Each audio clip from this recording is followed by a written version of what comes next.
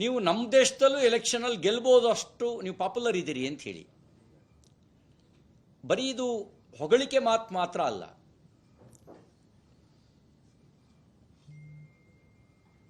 ನಮ್ಮ ದೇಶದ ಪ್ರಧಾನಮಂತ್ರಿ ಆದಮೇಲೆ ಜಗತ್ತಿನ 11 ರಾಷ್ಟ್ರಗಳು ತಮ್ಮ ದೇಶದ ಅತ್ಯುನ್ನತ ನಾಗರಿಕ ಪ್ರಶಸ್ತಿಯನ್ನು ಪ್ರಧಾನಮಂತ್ರಿ ನರೇಂದ್ರ ಮೋದಿ ಅವರಿಗೆ ಕೊಟ್ಟಿದ್ದಾವೆ.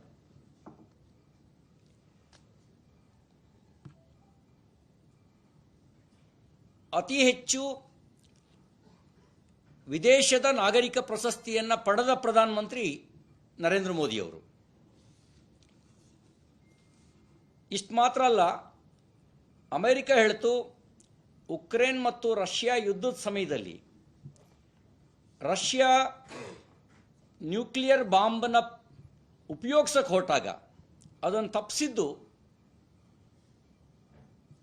ಪ್ರಧಾನಮಂತ್ರಿ ನರೇಂದ್ರ ಮೋದಿಯವರ ಮಧ್ಯಪ್ರವೇಶದಿಂದ ಅದು ತಪ್ಪಿತು ಅಂತ ಅಮೆರಿಕ ಹೇಳ್ತು. ಇತ್ತೀಚೆಗಷ್ಟೇ ಕತಾರ್ನಲ್ಲಿ ಮರಣದಂಡನೆಗೆ ಗುರಿಯಾಗಿದ್ದಂಥ ನೌಕಾಸೇನೆಯ ನಿವೃತ್ತ ಅಧಿಕಾರಿಗಳನ್ನು ಮರಣದಂಡನೆಯಿಂದ ಬಿಡಿಸಿ ಸುರಕ್ಷಿತವಾಗಿ ಕರ್ಕೊಂಡು ಬಂದಿದ್ದು ಪ್ರಧಾನಮಂತ್ರಿ ನರೇಂದ್ರ ಮೋದಿಯವರು.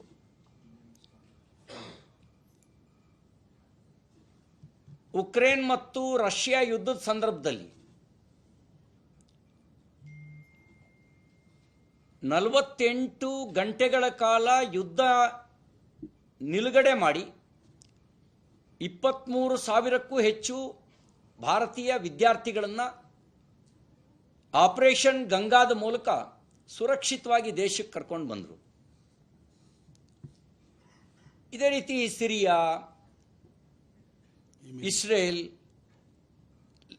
ಸುಡಾನ್, ಆಫ್ಘಾನಿಸ್ತಾನ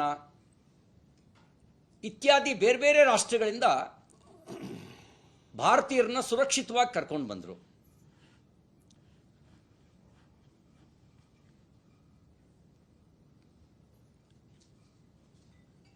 ಎರಡು 2014ಕ್ಕೆ ಮುಂಚೆ ಗ್ಲೋಬಲ್ ರೇಟಿಂಗ್ ಕಂಪನಿಗಳು ಭಾರತವನ್ನು ಫ್ರಜೈಲ್ 5 ಎಕಾನಮಿ ಲೀಸ್ಟ್ ಒಳಗೆ ಹಾಕಿಬಿಟ್ಟಿದ್ರು.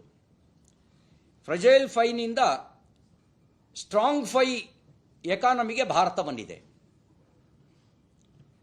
ಇನ್ನು ಕೆಲವೇ 1-2 ವರ್ಷಗಳಲ್ಲಿ 3ನೇ ಸ್ಥಾನಕ್ಕೆ ನಾವು ದಾಪುಗಾಲಿಡ್ತಾ ಇದ್ದೀವಿ. 2014ರಲ್ಲಿ $322 ಬಿಲಿಯನ್ ವಿದೇಶಿ ವಿನಿಮಯ ಇದ್ದರೆ ಇವತ್ತು $636 ಬಿಲಿಯನ್ ವಿದೇಶಿ ವಿನಿಮಯ ಇದೆ.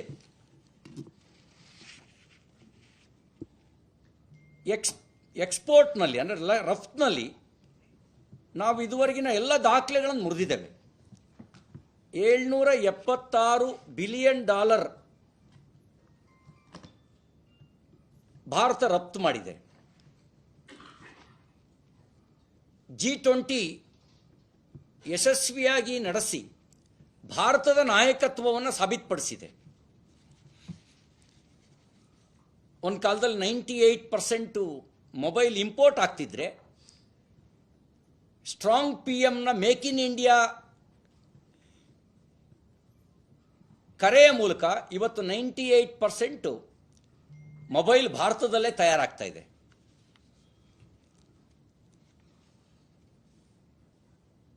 ಕೋವಿಡ್ ವ್ಯಾಕ್ಸಿನ್ನು ಒಂದಲ್ಲ 2 ವ್ಯಾಕ್ಸಿನನ್ನು ಭಾರತದಲ್ಲಿ ತಯಾರಿಸಿ 140 ಕೋಟಿ ಜನರಿಗೆ ಉಚಿತವಾಗಿ ವಿತರಣೆ ಮಾಡಿ 100ಕ್ಕೂ ಹೆಚ್ಚು ದೇಶಗಳಿಗೆ ಕೋವಿಡ್ ಮೈತ್ರಿಯ ಮೂಲಕ ವ್ಯಾಕ್ಸಿನ್ ಕೊಟ್ವಿ. ಇವತ್ತು ಭಾರತ ಅತ್ಯಂತ ವೇಗವಾಗಿ ಬೆಳೀತಿರುವಂಥ ಆರ್ಥಿಕ ಶಕ್ತಿ. ಅಷ್ಟು ಮಾತ್ರ ಅಲ್ಲ, ಭಯೋತ್ಪಾದನೆಗೆ ಸರ್ಜಿಕಲ್ ಸ್ಟ್ರೈಕ್ ಮೂಲಕ ಉತ್ತರ ಕೊಟ್ಟಿದ್ದೇವೆ. ಇವತ್ತು ಭಾರತವೂ ಸುರಕ್ಷಿತವಾಗಿದೆ, ಭಾರತೀಯರೂ ಸುರಕ್ಷಿತವಾಗಿದ್ದಾರೆ. ಭಾರತದ ಆರ್ಥಿಕತೆಯೂ ವೇಗಗತಿಯಲ್ಲಿ ಬೆಳೀತಾ ಇದೆ. ಬಡವರಿಗೆ ಬಲ ಕೊಡುವ ಕೆಲಸವನ್ನು ಮಾಡ್ತಾ ಇದ್ದಾರೆ. ಹೀಗೆ ನರೇಂದ್ರ ಮೋದಿಜಿಯವರ ಸಾಧನೆಯ ಪಟ್ಟಿಯನ್ನು ಗುಣಗಾನ ಮಾಡೋಕ್ಕೆ ಹೋದರೆ ಇಂಥ ನೂರಾರು ಉದಾಹರಣೆಗಳು ನಾವು ಕೊಡ್ಬೋದು. ಅವ್ರು ಸ್ಟ್ರಾಂಗ್ ಅನ್ನೋದನ್ನು ದೇಶದ ಜನ ತನ್ನ ಅಭಿಮಾನದ ಮೂಲಕ ವ್ಯಕ್ತಪಡಿಸ್ತಾ ಇದ್ದಾರೆ. ವಿದೇಶದ ನಾಯಕರು ಸಾರ್ವಜನಿಕ ಪ್ರಶಂಸೆಯ ಮೂಲಕ Modi is the strongest man ಅಂತ ಒಪ್ಕೊಂಡಿದ್ದಾರೆ. ಇನ್ನು ನಾನೇ ಸ್ಟ್ರಾಂಗ್ ಅಂತ ಹೇಳ್ಕೊಂಡಿರುವ CM ಸಿದ್ದರಾಮಯ್ಯನವರೇ, ನಿಮ್ಮ ಪರಿಸ್ಥಿತಿ ಏನಿದೆ?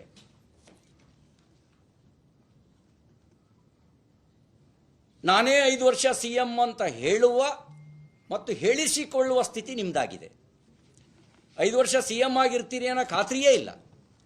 ನಾನೇ 5 ವರ್ಷ ಅಂತ ಹೇಳುವ ಮತ್ತು ಹೇಳಿಸಿಕೊಳ್ಳುವ ಸ್ಥಿತಿ ನಿಮ್ಮದು. ದುರ್ಬಲ ಆಡಳಿತ ನಿಮ್ಮ ಈ 1 ವರ್ಷದ 10 ತಿಂಗಳ ಆಡಳಿತ ನೋಡಿದ್ರೆ ಆಡಳಿತದ ಹಿಡಿತವೇ ನಿಮಗೆ ಸಿಕ್ಕಿಲ್ಲ. ನೀವೇ ನೇಮಕ ಮಾಡಿಕೊಂಡಿರ್ತಕ್ಕಂಥ ಪೊಲಿಟಿಕಲ್ ಸೆಕ್ರೆಟರಿ, ಮುಖ್ಯಮಂತ್ರಿಗಳ ಸಲಹೆಗಾರರು ಅವರು ನಿಮ್ಮ ಗುಣಗಾನ ಮಾಡಿದ್ದಾರೆ. ನಿಮ್ಮ ಆಡಳಿತದ ಗುಣಗಾನ, ಅಭಿವೃದ್ಧಿಗೆ 1 ಕಾಸು ಬಿಡಿ ಕಾಸು ಕೊಡ್ತಾ ಇಲ್ಲ ಅನ್ನುವ ಗುಣಗಾನವನ್ನು ಅವರೇ ಮಾಡಿದ್ದಾರೆ. ಅವರೇ ಸರ್ಟಿಫಿಕೇಟ್ ಕೊಟ್ಬಿಟ್ಟಿದ್ದಾರೆ. ಹಿರಿಯ ಸಚಿವರು ಮತ್ತು ಶಾಸಕರೇ ನಿಮ್ಮ ಆಡಳಿತಕ್ಕೆ ಸರ್ಟಿಫಿಕೇಟ್ ಕೊಟ್ಟಿದ್ದಾರೆ, ನಿಮ್ಮ ಸ್ಟ್ರಾಂಗ್ ಆಡಳಿತಕ್ಕೆ.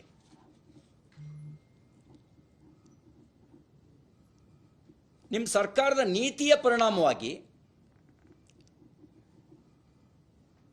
ಕಾನೂನು ಸುವ್ಯವಸ್ಥೆ ಹದಗೆಟ್ಟು ಮಹಿಳೆಯರ ಮೇಲೆ ದೌರ್ಜನ್ಯ ಮತ್ತು ಬೆತ್ತಲೆ ಮೆರವಣಿಗೆ ನಡೆಯುತ್ತೆ. ರಾಮೇಶ್ವರ ಕೆಪ್ಪೆ ಬಾಂಬ್ ಸ್ಫೋಟ ಆಗುತ್ತೆ. ಅಷ್ಟು ಮಾತ್ರ ಅಲ್ಲ,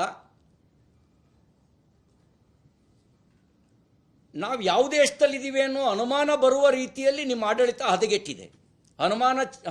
ಹನುಮಾನ್ ಚಾಲಿಸ ಹಾಕೋದು ಕೂಡ ಗಲಭೆಗೆ ಕಾರಣ ಆಗತ್ತೆ. ಆಡಳಿತ ವ್ಯವಸ್ಥೆ ಹದಗೆಟ್ಟಿದೆ ಅನ್ನೋದಕ್ಕೆ ಇನ್ನೇನು ಬೇಕು? ಕಾನೂನು ಸುವ್ಯವಸ್ಥೆ ಹದಗೆಟ್ಟಿದೆ ಅನ್ನೋಕ್ಕೆ ಇನ್ನೇನು ಸಾಕ್ಷಿ ಬೇಕು? ಮುಖ್ಯಮಂತ್ರಿಗಳ ಜೊತೆಗೆ ಶಾಡೋ ಮುಖ್ಯಮಂತ್ರಿ, ಸೂಪರ್ CM ಇವರೆಲ್ಲರೂ ಸಕ್ರಿಯವಾಗಿದ್ದಾರೆ ಅಂದರೆ ಮುಖ್ಯಮಂತ್ರಿ ದುರ್ಬಲ ಆಗಿದ್ದಾರೆ ಅಂತಲೇ ಅರ್ಥ. ಯಾವಾಗ ಮುಖ್ಯಮಂತ್ರಿ ದುರ್ಬಲ ಆಗ್ತಾರೆ ಆಗ ಶಾಡೋ ಮುಖ್ಯಮಂತ್ರಿ, ಸೂಪರ್ CMಗಳೆಲ್ಲ ಹುಟ್ಕೊಳ್ತಾರೆ. ನಿಮ್ಮ ಎದುರುಗಡೆನೆ ದಲಿತ CM ಬೇಕು ಅಂತ ಕೂಗ್ತಾರೆ ಅಂದರೆ ನಿಮ್ಮ ಮೇಲೆ ವಿಶ್ವಾಸ ಇಟ್ಟಿಲ್ಲ ಅಂತಾನೆ ಅರ್ಥ. ನಿಮ್ಮದೇ ಸಂಪುಟದ ಸಚಿವರು ದಲಿತ CM ಬೇಕು ಅಂತ ಅಂತಾರೆ ಅಂದರೆ ನಿಮ್ಮ ಮೇಲೆ ವಿಶ್ವಾಸ ಅವ್ರು ಇಟ್ಟಿಲ್ಲ ಅಂತ ಲೆಕ್ಕ.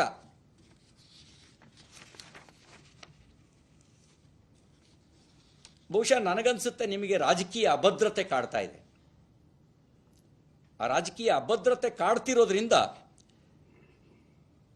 ನಾನ್ ಸ್ಟ್ರಾಂಗು ಅಂತ ಹೇಳ್ಕೊಳ್ಳುವ ಅಗತ್ಯತೆ ಬಂದಿರಬಹುದು ಅಂತ ನನಗೆ ಅನುಮಾನ. ನಿಮ್ಮ ಒಡ್ಡೋಲಗದಲ್ಲಿ ಮುಂಚಿಂದಲೂ ನಗರ ನಕ್ಸಲರು ಇದ್ದರು. ಈಗ ಅವ್ರಿಗೆ ಕೆಲವು ಆಯಕಟ್ಟಿನ ಜಾಗನೂ ಕೊಟ್ಬಿಟ್ಟಿದ್ದೀರಿ ಅರ್ಬನ್ ನಕ್ಸಲರಿಗೆ, ನಗರ ನಕ್ಸಲರಿಗೆ. ಹಾಗಾಗಿ ರಾಜ್ಯ ಬಿಟ್ಟು ಓಡೋಗಿದ್ದಂಥ ನಕ್ಸಲರು ರಾಜ್ಯಕ್ಕೆ ಪರ್ಮಿಟ್ ತಗೊಂಡು ರಾಜಾರೋತ್ಸವವಾಗಿ ಬರ್ತಾ ಇದ್ದಾರೆ. ಈ ಕೊಡಗಿನಲ್ಲಿ ಎಂಟ್ರಿ ಆಗಿರೋದು ನಕ್ಸಲ್ ಆಕ್ಟಿವಿಟೀಸು. ರಾಜ್ಯದಲ್ಲಿ ನಕ್ಸಲ್ ಚಟುವಟಿಕೆ ಅನ್ನೋದು ಆಲ್ಮೋಸ್ಟ್ ನಿಂತು ಹೋಗಿತ್ತು. ತಮ್ಮ ದುರ್ಬಲ ಆಡಳಿತದ ಪರಿಣಾಮ ನಕ್ಸಲರು ಮತ್ತೆ ಪ್ರತ್ಯಕ್ಷ ಆಗಿದ್ದಾರೆ. ಇನ್ನು ನೀವೇ ಡಿಕ್ಲೇರ್ ಮಾಡಿದ್ದೀರಿ ಬರ. 222 ತಾಲೂಕುಗಳಿಗೂ ಹೆಚ್ಚು ತಾಲೂಕುಗಳಲ್ಲಿ ಬರ ಅಂತ ನೀವೇ ಡಿಕ್ಲೇರ್ ಮಾಡಿದ್ದೀರಿ. ನಿಮ್ಮ ಅಸಮರ್ಪಕ ಬರ ನಿರ್ವಹಣೆಯ ಕಾರಣದಿಂದ ಜನ ಗುಳೆ ಹೋಗ್ತಾ ಇದ್ದಾರೆ. ರಾಜ್ಯದ 7,000ಕ್ಕೂ ಹೆಚ್ಚು ಹಳ್ಳಿಗಳಲ್ಲಿ ಕುಡಿಯೋ ನೀರಿನ ಸಮಸ್ಯೆ ಇದೆ. ಯಾವ ಸಚಿವರ ಕೂಡ ಆ ಸಮಸ್ಯೆಯನ್ನು ಬಗೆಹರಿಸೋಕೆ ಬೇಕಾದಂಥ ಪ್ರಾಮಾಣಿಕ ಪ್ರಯತ್ನ ಮಾಡಿಲ್ಲ. ಬೆಂಗಳೂರಿನ ಇತಿಹಾಸದಲ್ಲಿ ಈ ಪ್ರಮಾಣದ ಕುಡಿಯೋ ನೀರಿನ ಹಾಹಾಕಾರ ಯಾವ ಕಾಲದಲ್ಲೂ ಇರಲಿಲ್ಲ.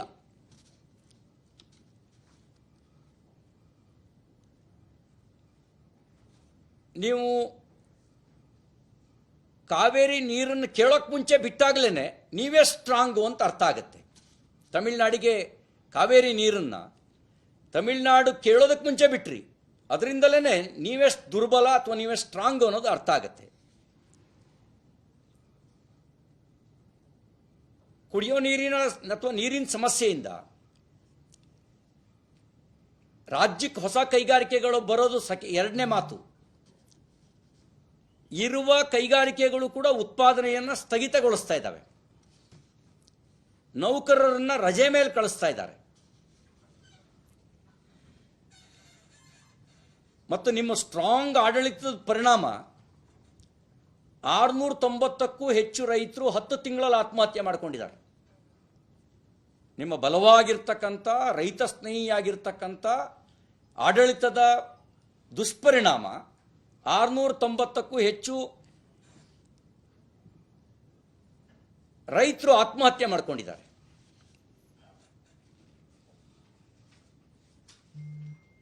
ನಿಮ್ಮ ಸಿದ್ರಾಮಿಕ್ಸ್ನ ಪರಿಣಾಮ 15 ರೂಪಾಯಿ ಇದ್ದಂಥ ಪಾಣಿ ಬೆಲೆ, ರೈತ ತಗೊಳ್ಳೋ ಪಾಣಿ ಬೆಲೆ 50 ರೂಪಾಯಿ ಕೊಡಬೇಕಾಗಿದೆ. 20 ರೂಪಾಯಿ ಸ್ಟಾಂಪ್ ಪೇಪರು 100 ರೂಪಾಯಿ 200 ರೂಪಾಯಿಗೆ ಹೋಗಿದೆ.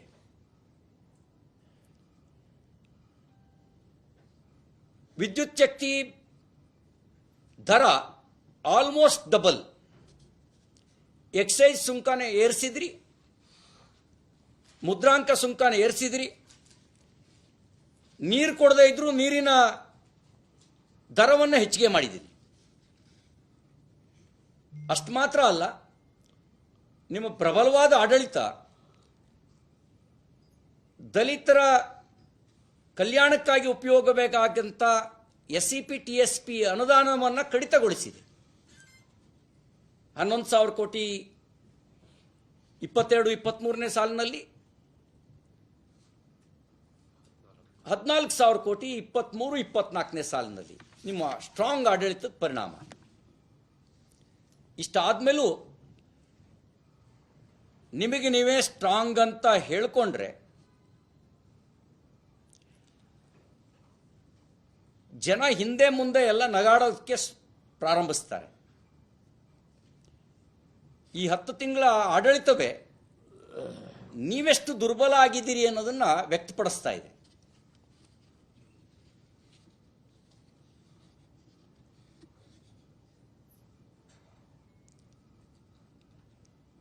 ಬಹುಶಃ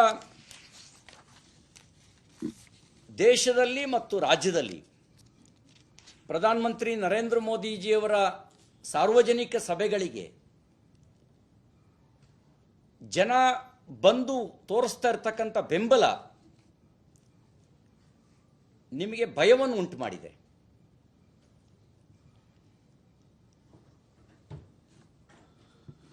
ಆ ಭಯದಲ್ಲಿ ನಾನು ಸ್ಟ್ರಾಂಗ್ ಅಂತ ಹೇಳ್ಕೊಳ್ಳೋದ್ರ ಮೂಲಕ ಭಯ ನಿವಾರಿಸ್ಕೊಳ್ಳೋ ಪ್ರಯತ್ನ ಮಾಡ್ತಿದ್ದೀರಿ ಅಂತ ನನಗೆ ಅನಿಸ್ತಾ ಇದೆ.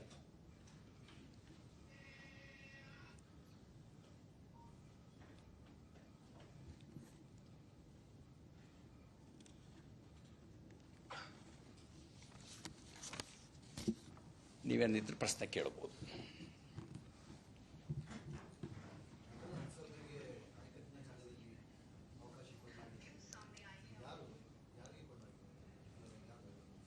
ನೀವು ಯಾರ್ಯಾರು ಸಾಕೇತ್ ರಾಜನ್ ಹತ್ಯೆ ಆದಾಗ ಯಾರ್ಯಾರು ಹೇಳಿಕೆ ಕೊಟ್ಟಿದ್ರು ಅನ್ನೋದನ್ನು ಸ್ವಲ್ಪ ಗಮನಿಸಿ. ಆವಾಗ ಬರಹದ ಮೂಲಕ, ಹೇಳಿಕೆಗಳ ಮೂಲಕ, ಭಾಷಣಗಳ ಮೂಲಕ ಯಾರ್ಯಾರು ನಕ್ಸಲಿಸಮನ್ನು ಮತ್ತು ಅವ್ರ ವಿಚಾರವನ್ನು ಪ್ರಮೋಟ್ ಮಾಡೋ ಕೆಲಸ ಮಾಡ್ತಿದ್ರು ಅನ್ನೋದು ನಿಮಗೆ ಗೊತ್ತಾಗತ್ತೆ. ಅಕಾಡೆಮಿಗಳಲ್ಲಿ ಎಷ್ಟು ಜನ ತೂರ್ಕೊಂಡಿದ್ದಾರೆ, ಆಯಕಟ್ಟಿನ ಜಾಗದಲ್ಲಿ ಎಷ್ಟು ಜನ ತೂರ್ಕೊಂಡಿದ್ದಾರೆ ಎಲ್ಲ ಗೊತ್ತಾಗತ್ತೆ.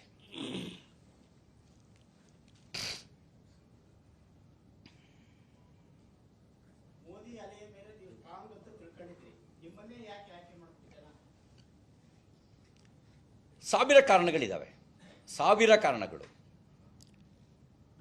ಒಂದು, ಸ್ಥಿರ ಸರ್ಕಾರ ಕೊಡುವ ಸಾಮರ್ಥ್ಯ ಬಿಜೆಪಿಗೆ ಮಾತ್ರ ಇದೆ.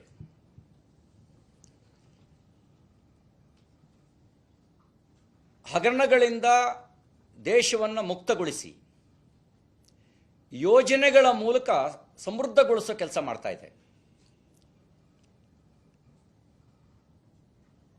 ಪ್ರಧಾನಮಂತ್ರಿ ವಿಶ್ವಕರ್ಮ ಯೋಜನಾ, PM ಸ್ವನಿಧಿ ಯೋಜನಾ, ಮುದ್ರಾ ಯೋಜನಾ, ಸ್ಟಾರ್ಟಪ್ಪು, ಹೀಗೆ ನೂರಾರು ಯೋಜನೆಗಳ ಮೂಲಕ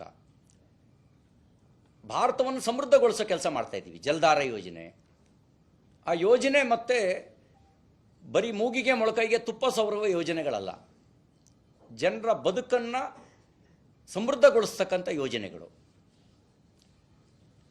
ಆಂತರಿಕ ಸುರಕ್ಷತೆ ಮತ್ತು ಬಾಹ್ಯ ಸುರಕ್ಷತೆ. ಒಂದು ಕಾಲದಲ್ಲಿ ಪ್ರತಿನಿತ್ಯ ನಾವು ಬಾಂಬ್ ಸ್ಫೋಟದ ಸುದ್ದಿಗಳನ್ನು ಕೇಳ್ತಾ ಇದ್ವಿ. ಹಗರಣ ಮತ್ತು ಭಯೋತ್ಪಾದನೆ ಒಂದಕ್ಕೊಂದು ತಳಕು ಹಾಕೊಂಡಿತ್ತು. ಇವತ್ತು ಹಗರಣಗಳು ಕೂಡ ಇಲ್ಲವೇ ಇಲ್ಲ. ಭಯೋತ್ಪಾದಕ ಚಟುವಟಿಕೆಗಳು ಬೆರಳಿಗೆ ಎಣಿಕೆಯಷ್ಟು ಕಡಿಮೆ ಆಗಿದ್ದಾವೆ. ಮುಂಚೆ ನಿತ್ಯದ ಸುದ್ದಿಗಳಾಗಿದ್ದು. ಆಂತರಿಕ ಸುರಕ್ಷತೆ ಮತ್ತು ಬಾಹ್ಯ ಸುರಕ್ಷತೆ. ಜಾಗತಿಕವಾಗಿ ಭಾರತಕ್ಕೆ ಸಿಗ್ತಾ ಇರುವಂಥ, ಭಾರತೀಯರಿಗೆ ಸಿಗ್ತಿರ್ತಕ್ಕಂಥ ಗೌರವ ಮತ್ತು ನಾವು ಜಾಗತಿಕ ಆರ್ಥಿಕ ಶಕ್ತಿಯಾಗಿ ಬದಲಾಗ್ತಿರ್ತಕ್ಕಂಥದ್ದು. ಇಂಥ ನೂರಾರು ಕಾರಣಗಳಿಗಾಗಿ ಮತ್ತೆ ಬಿಜೆಪಿ ಮತ್ತೊಮ್ಮೆ ಮೋದಿಯವರನ್ನ ಜನ ಆರಿಸಬೇಕಾಗಿದೆ.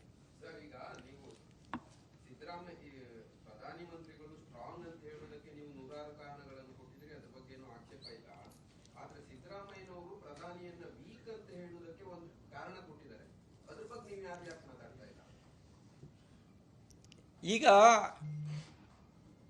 ಯಾವತ್ತವರು ಪ್ರಧಾನಮಂತ್ರಿನ ಸ್ಟ್ರಾಂಗ್ ಅಂತ ಒಪ್ಕೊಂಡಿದ್ದಾರೆ?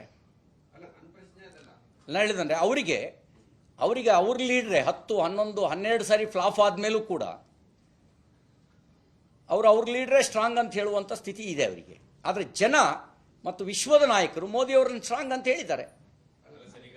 ಸಿದ್ದರಾಮಯ್ಯನವರ ಟ್ವೀಟ್ ಏನಿದೆ, ಸನ್ಮಾನ್ಯ ಪ್ರಧಾನಿ ನರೇಂದ್ರ ಮೋದಿ ಅವರೇ, ಕಾಂಗ್ರೆಸ್ ಪಕ್ಷದಲ್ಲಿ ಸೂಪರ್ ಸಿಎಂ, ಶ್ಯಾಡೋ ಸಿಎಂಗಳಿದ್ದಾರೆ ಎಂದು ಶಿವಮೊಗ್ಗದ ನಿಮ್ಮ ಪಕ್ಷದ ಸಭೆಯಲ್ಲಿ ನೀವು ಗೇಲಿ ಮಾಡಿದ್ದೀರಿ. ನಮ್ಮಲ್ಲಿ ಸೂಪರ್ ಇಲ್ಲ, ಶ್ಯಾಡೋನೂ ಇಲ್ಲ, ಇರುವುದು ಒಬ್ಬರೇ ಸಿಎಂ, ಅದು ಸ್ಟ್ರಾಂಗ್ ಸಿಎಂ. ನಿಮ್ಮ ಹಾಗೆ ನಾನು ವೀಕ್ ಸಿಎಂ ಅಲ್ಲ. ಮೋದಿಯವರೇ, ನಿಮ್ಮನ್ನು 56 ಇಂಚಿನ ಎದೆಯುಳ್ಳವರು ಎಂದು ಬಣ್ಣಿಸಿಕೊಳ್ಳುತ್ತೀರಿ. ನಿಮ್ಮ ಅಭಿಮಾನಿಗಳು ನಿಮ್ಮನ್ನು ವಿಶ್ವಗುರು ಎಂದು ಕೊಂಡಾಡುತ್ತಾರೆ. ಆದರೆ ನೀವು ಒಬ್ಬ ವೀಕ್ ಸಿಎಂ ಎಂದು ಮತ್ತೆ ಮತ್ತೆ ತೋರಿಸಿಕೊಡುತ್ತಿದ್ದೀರಿ. BS ಯಡಿಯೂರಪ್ಪನವರು ಒಂದು ಕಾಲದಲ್ಲಿ ನಿಮ್ಮ ನಾಯಕತ್ವದ ವಿರುದ್ಧವೇ ಬಂಡಾಯ ಎದ್ದವರು, ನಿಮ್ಮನ್ನ ಹೀನಾಯವಾಗಿ ನಿಲ್ಲಿಸಿದವರು. ಅಂತವರ ಕಾಲಿಗೆ ಬಿದ್ದು ಮತ್ತೆ ಪಕ್ಷಕ್ಕೆ ಕರೆತಂದು ಮೆರವಣಿಗೆ ಮಾಡುವ ಮೂಲಕ ನೀವು ಒಬ್ಬ ವೀಕ್ PM ಎಂದು ನೀವೇ ತೋರಿಸಿಕೊಟ್ಟಂತಾಗಲಿಲ್ಲವೇ? First of all, weak PMO strong PMO ಅಂತ ಅನ್ನೋದಕ್ಕೆ ಉಕ್ರೇನ್ ಮತ್ತು ರಷ್ಯಾ ಯುದ್ಧನ 48 ಗಂಟೆಗಳ ಕಾಲ ನಿಲ್ಲಿಸುವ ಸಾಮರ್ಥ್ಯ ಇರುವಂಥವ್ರನ್ನ ವೀಕ್ ಅಂತಂದರೆ, ಒಂದು ಕಣ್ಣಿದ್ದು ಕುರುಡರಾದವರು, ಕಿವಿ ಇದ್ದು ಕಿರುಡರಾದವರು, ಬುದ್ಧಿ ಇದ್ದು ಕೂಡ ಬುದ್ಧಿ ಇಲ್ಲದ ಥರದವರು ಮಾತ್ರ ಹೀಗೆ ಹೇಳಕ್ಕೆ ಸಾಧ್ಯ ವೀಕ್ ಅಂತ. ಈಗ ಮರಣದಂಡನೆಗೊಳಗಾದಂಥವ್ರನ್ನ ಕರ್ಕೊಂಡು ಬರೋದಕ್ಕೆ, ಅವ್ರನ್ನ ಸುರಕ್ಷಿತವಾಗಿ ವಾಪಸ್ ಕರ್ಕೊಂಬರೋಕ್ಕೆ ವೀಕ್ PM ಕೈಲಿ ಸಾಧ್ಯನಾ? ಇವರೆಲ್ಲರೂ ಅಮೇರಿಕಾದ ಫೈಸರ್ ವ್ಯಾಕ್ಸಿನ್ ಬಗ್ಗೆ ಗುಣಗಾನ ಮಾಡ್ತಿರ್ಬೇಕಾದ್ರೆ, ಕೋವ್ಯಾಕ್ಸಿನ್ ಮತ್ತು ಕೋವಿಶೀಲ್ಡು ವ್ಯಾಕ್ಸಿನ್ನ ಭಾರತದಲ್ಲೇ ತಯಾರು ಮಾಡೋಂಗೆ ಮಾಡಿ 140 ಕೋಟಿ ಜನರಿಗೆ ಉಚಿತವಾಗಿ ಹಂಚೋದು ವೀಕ್ PM ಕೈಲಿ ಸಾಧ್ಯನಾ? ಫ್ರಜೈಲ್ 5 ಎಕಾನಮಿಯನ್ನು ಸ್ಟ್ರಾಂಗ್ 5 ಎಕಾನಮಿಯಾಗಿ ಬದಲಾಯಿಸೋದು ವೀಕ್ PM ಕೈಲಿ ಸಾಧ್ಯನಾ? ಒಂದು ಯಡಿಯೂರಪ್ಪನವ್ರ ವಿಷಯದಲ್ಲಿ ಅವರಿಗೆ ಅರಿವಿನ ಕೊರತೆ ಇದೆ. ಮೋದಿಜಿಯವರು ಯಾವಾಗ ಪ್ರಧಾನಮಂತ್ರಿ ನಿಯೋಜಿತ ಅಭ್ಯರ್ಥಿ ಅಂತ ನಮ್ಮ ಪಾರ್ಟಿ ಡಿಕ್ಲೇರ್ ಮಾಡ್ತು, ಆವಾಗಲೇ ಇವರು ಬರುವ ಇಂಗಿತವನ್ನು ವ್ಯಕ್ತಪಡಿಸಿದರು ಮತ್ತು ಬಂದರು. ಮೋದಿಜಿಯವರ ನಾಯಕತ್ವಕ್ಕೆ ಯಡಿಯೂರಪ್ಪನವರು ಸಡ್ಡು ಹೊಡೆದಂಥ ಯಾವುದೇ ಉದಾಹರಣೆಗಳಿಲ್ಲ. ಅವರು ತಪ್ಪಭಿಪ್ರಾಯವನ್ನು ಹೇಳಿದ್ದಾರೆ ಆ ರೀತಿಯಲ್ಲಿ.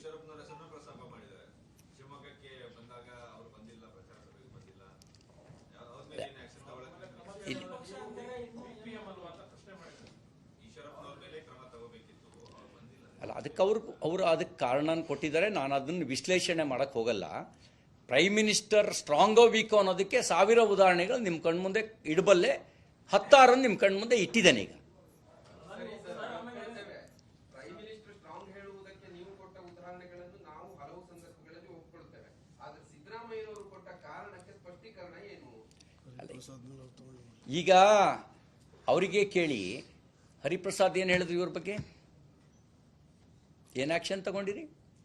ನಿಮ್ಮದೇ ಬಿ ಆರ್ ಪಾಟೀಲ್ ಆತ್ಮೀಯರು, ಬಸವರಾಜ ರಾಯರೆಡ್ಡಿ ಹೇಳಿಕೆ ಕೊಟ್ಟ ನಂತರ ಅವ್ರಿಗೆ ನೀವು ಪ್ರಮೋಟ್ ಮಾಡಿದ್ರಿ, ಅವರಿಗೆ ನೀವು ರಾಜಕೀಯ ಕಾರ್ಯದರ್ಶಿ ಸಲಹೆಗಾರನಾಗಿ ನೇಮಕ ಮಾಡ್ಕೊಂಡ್ರಿ. Shadow C M super C M ಇಲ್ಲ ಅಂತ ಹೇಳಿದ್ರಲ್ಲ. ಎಲ್ಲದ್ರ ಬಗ್ಗೆ ಹೇಳಿಕೆ ಕೊಡುವಂಥ ಪ್ರಿಯಾಂಕ್ ಖರ್ಗೆ ಅವ್ರನ್ನ ನೀವೇನಂತ ಕರಿಬೋದು? ಅವ್ರ ಮಗ ಯತೀಂದ್ರ ಸಿದ್ದರಾಮಯ್ಯನವ್ರದ್ದು ಆಡಿಯೋ ಮತ್ತು ವಿಡಿಯೋನ ನೀವೇ ತೋರಿಸಿದ್ರಿ ನ್ಯೂಸ್ ಚಾನಲ್ನವರು. ಅದೆಲ್ಲವೂ ಕೂಡ shadow C M super C M ಬಗ್ಗೆ ತೋರಿಸುತ್ತೋ ಇಲ್ವೋ?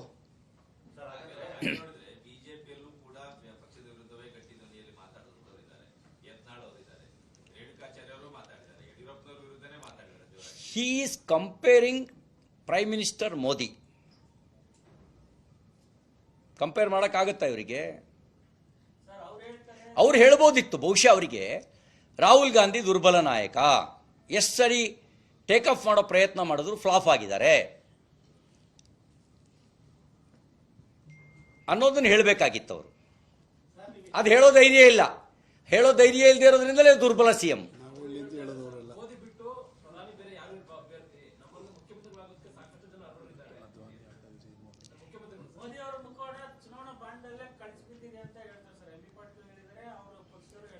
ನೋಡಿ, ಚುನಾವಣೆ ಬಾಂಡಿಗೆ ಸಂಬಂಧಪಟ್ಟಂತೆ ಅರುಣ್ ಜೇಟ್ಲಿ ಅವರು ಸದನದಲ್ಲೇ ಪ್ರಸ್ತಾಪ ಮಾಡಿದರು.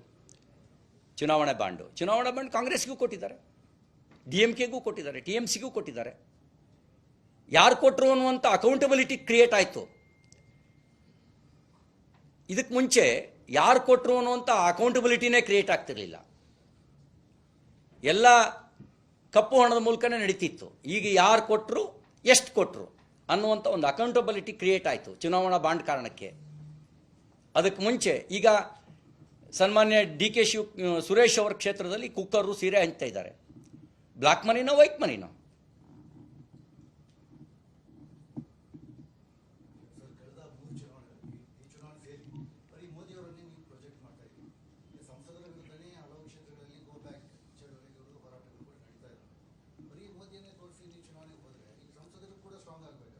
ಮೋದಿಯವರು ಈಗೇನಾಗ್ತದೆ, ಸೂರ್ಯ ಇದ್ದಾಗ ಯಾರೂ ಹಣತೆ ಬಗ್ಗೆ, ದೀಪದ ಬಗ್ಗೆ ಯೋಚನೆ ಮಾಡಲ್ಲ. ಸೂರ್ಯನಷ್ಟು ಬೆಳಕು ಕೊಡುವಂಥ ಲೀಡರ್ಶಿಪ್ ಇದ್ದಾಗ, ಸೂರ್ಯನ ಬೆಳಕಷ್ಟು ಲೀಡರ್ಶಿಪ್ ಇದ್ದಾಗ ದೀಪದ ನೆನಪು ಮಾಡ್ಕೊಳ್ಳಲ್ಲ. ಯಾವಾಗ ದೀಪದ ನೆನಪು ಮಾಡ್ಕೊಳ್ತೀವಿ? ಕತ್ತಲೆ ಇದ್ದಾಗ ದೀಪದ ನೆನಪು ಮಾಡ್ಕೊಳ್ತೀವಿ. ಸೂರ್ಯನಷ್ಟು ಪ್ರಖರವಾಗಿ ಬೆಳಕು ಕೊಡುವಂಥ ಲೀಡರ್ಶಿಪ್ ಇದ್ದಾಗ ಸ್ವಾಭಾವಿಕವಾಗಿ ಯಾರೂ ದೀಪದ ನೆನಪು ಮಾಡ್ಕೊಳ್ಳಲ್ಲ. ಹಾಗಂತ ದೀಪವನ್ನು ನಾವು ಅಲ್ಲಗಳಿತಿಲ್ಲ. ದೀಪ ಇದೆ, ಬೆಳಕು ಕೊಡ್ತಾ ಇದೆ. ಅದು ಸೂರ್ಯನ ಪ್ರಭೆಯ ಮುಂದೆ ಯಾರೂ ದೀಪದ ನೆನಪು ಮಾಡ್ಕೊಳ್ಳಲ್ಲ, ಅಷ್ಟೇ.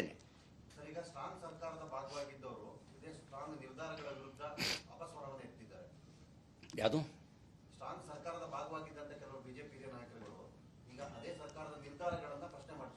ಯಾರೂ ಆ ರೀತಿ ಪ್ರಶ್ನೆ ಮಾಡಿಲ್ಲ. ಸರ್ಕಾರದ ನಿರ್ಧಾರವನ್ನು ಯಾರೂ ಪ್ರಶ್ನೆ ಮಾಡಿಲ್ಲ. ನಿಮ್ಮ ಪಾರ್ಟಿ ನಿರ್ಧಾರ ಇಂಟರ್ನಲ್ ಡೆಮಾಕ್ರಸಿ ಇರುವ ಪಾರ್ಟಿಗಳಲ್ಲಿ ಪ್ರಶ್ನೆ ಮಾಡ್ತಾರೆ. ಇಂಟರ್ನಲ್ ಡೆಮಾಕ್ರಸಿ ಇರೋ ಪಾರ್ಟಿಗಳಲ್ಲಿ ಸರ್ಕಾರದ ನಿರ್ಧಾರ ಜನ ಸ್ವೀಕಾರ ಮಾಡಿರೋ ನಿರ್ಧಾರ. ಏನು ನೀವು ಆರ್ಟಿಕಲ್ 370 ಬಗ್ಗೆನಾ? ಕಾಂಗ್ರೆಸ್ ವಿರೋಧ ಮಾಡಿದ್ದು, ದೇಶದ ಜನ ಸ್ವೀಕಾರ ಮಾಡಿದ್ದಾರೆ. ಕಾಶ್ಮೀರಿ ಜನ ಸ್ವೀಕಾರ ಮಾಡಿದ್ದಾರೆ. ಅಯೋಧ್ಯೆಯಲ್ಲಿ ರಾಮ ಮಂದಿರ ನಿರ್ಮಾಣನ ಅದನ್ನು ಕಾಂಗ್ರೆಸ್ಸು ಆ ಕಡೆನೋ ಈ ಕಡೆನೋ ಅನ್ನುವಂಥ ದ್ವಂದ್ವ ಸ್ಥಿತಿಯಲ್ಲಿ ನೋಡ್ತು.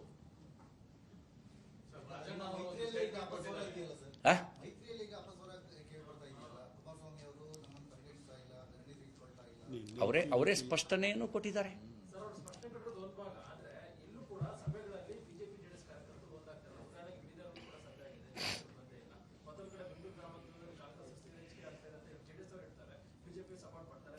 ಫಸ್ಟ್ ಆಫ್ ಆಲು ಎಲ್ಲೂ ಕೂಡ ಅನ್ನೋದು ನಿಮ್ಮ ತಪ್ಪು. ಶಿವಮೊಗ್ಗದ ಸಭೆಯಲ್ಲಿ ನಮ್ಮೊಂದಿಗೆ JDSನ ಅಧ್ಯಕ್ಷರು ಮತ್ತು ಶಾಸಕರು ಸ್ಪರ್ಧೆ ಮಾಡಿದಂಥವರು ಕೂಡ ಪಾಲ್ಗೊಂಡಿದ್ದರು. ಎಲ್ಲೂ ಕೂಡ ಅನ್ನೋದು ತಪ್ಪಭಿಪ್ರಾಯ. ಎಲ್ಲ ಕಡೆನೂ ಜೋಡಿಸ್ಕೊಳ್ಬೇಕು. ಈಗಾಗಲೇ ಯೋಜನೆ ಮಾಡಿದ್ದೇವೆ, ಎಲ್ಲ ಕಡೆನೂ ಒಟ್ಟಿಗೆ ಕೆಲಸ ಮಾಡ್ತೇವೆ. ಅದು ಫಲಿತಾಂಶದಲ್ಲಿ ವ್ಯಕ್ತ ಆಗುತ್ತೆ.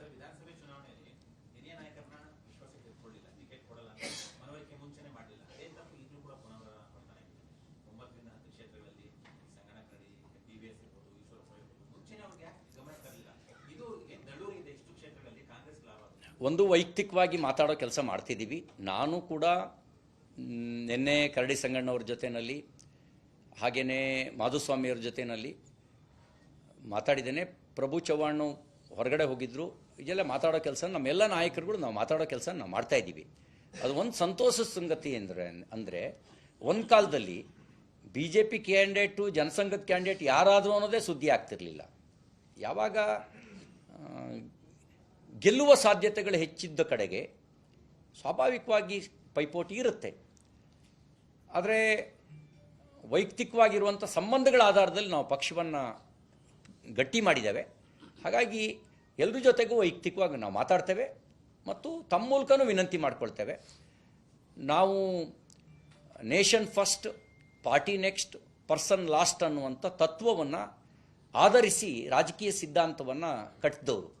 ಹಾಗಾಗಿ ರಾಷ್ಟ್ರಹಿತದ ಹಿನ್ನೆಲೆಯಲ್ಲಿ ನಿಮ್ಮ ವ್ಯಕ್ತಿಗತ ಲಾಭ ನಷ್ಟದ ಲೆಕ್ಕಾಚಾರವನ್ನು ಜೋಡಿಸದೆ ರಾಷ್ಟ್ರಹಿತ ಮತ್ತು ಪಕ್ಷದ ಹಿತದ ಜೊತೆಯಾಗಿ ನಿಂತ್ಕೊಳ್ಬೇಕು ಅಂತ ವಿನಂತಿ ಮಾಡ್ತೇನೆ.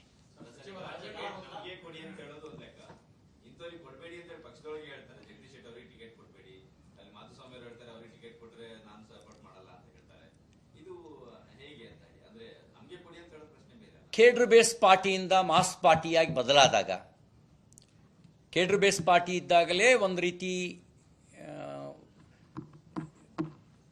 ಕಾರ್ಯಕರ್ತರ ನಡವಳಿಕೆ ಇರುತ್ತೆ. ಮಾಸ್ ಪಾರ್ಟಿ ಆದಾಗ ಸಮಾಜದ ಭಾವನೆ ಏನಿರುತ್ತೆ ಅದು ಪಕ್ಷದ ಒಳಗೂ ಪ್ರತಿಫಲನ ಆಗುತ್ತೆ. ಹಾಗಾಗಿ ಸಮಾಜದಲ್ಲಿರೋದನ್ನೇ ಪಕ್ಷದಲ್ಲೂ ನೋಡ್ತಾ ಇದ್ದೀವಿ.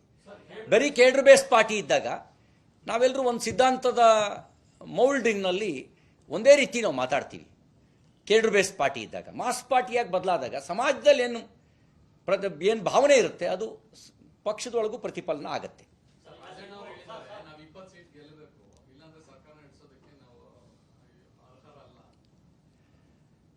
ಬೆಂಗಳೂರಿನಿಂದ ಮಂಗಳೂರುವರೆಗೆ, ಬೀದರ್ನಿಂದ ಚಾಮರಾಜನಗರದವರೆಗೆ ನಿಮ್ಮ ಸುದ್ದಿ ನಿಮ್ಮದೇ ಭಾಷೆಯಲ್ಲಿ ಕರ್ನಾಟಕ ತಕ್.